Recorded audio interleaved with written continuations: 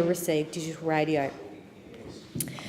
This gap in service is where community radio, I believe, comes into its own and leads me to raise the issue of the backlog in community radio licensing.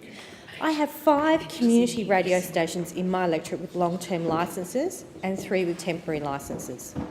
Tribe FM and 5ZZZ share a temporary licence, and Hills Radio is on its 4th year of a temporary licence.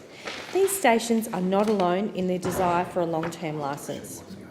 The Community Broadcasting Association of Australia says there are approximately 65 community radio stations across the country waiting still for a permanent licence, and I understand approximately half a dozen licences, just half a dozen, were advertised recently by ACMA.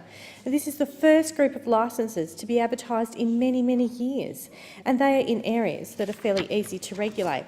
In my electorate, and in the case of Hills Radio, the regulatory regime is more complicated. The Murray Bridge Licensing Area Plan, or LAP, needs to be reviewed, but the timeline for this review has been significantly delayed.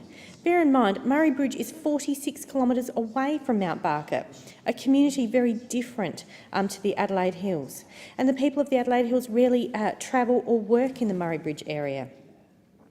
When I raised this issue with the Communications Minister, Senator Fifield, in 2016 on behalf of my constituents, I was promised that the review would be in 2017. Now I understand that it's been delayed again, and the earliest will be the last quarter of this year, at the very earliest. Now, I understand that poor resourcing is exacerbating the processing time for ACMA, but this is just not acceptable.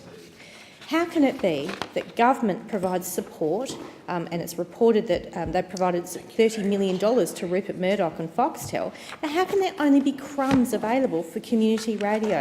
And don't even get me started on the lack of government support for community television. I've raised this claim about the lack of resources in ACMA's Community Broadcasting Unit in correspondence with the Minister, but today I am none the wiser, and I still am yet to understand whether the Minister truly supports community radio. So while I commend the government on streamlining the regulatory regime for digital radio, I urge them to investigate similar reforms and put in the same amount of effort when it relates to community radio licensing. And with respect to digital radio, the government must ensure that there are supports in place so that those of us who live in regional areas don't miss out because of CEO's commercial decisions. At the very least, government needs to provide ACMA with the resources it needs to get the work done.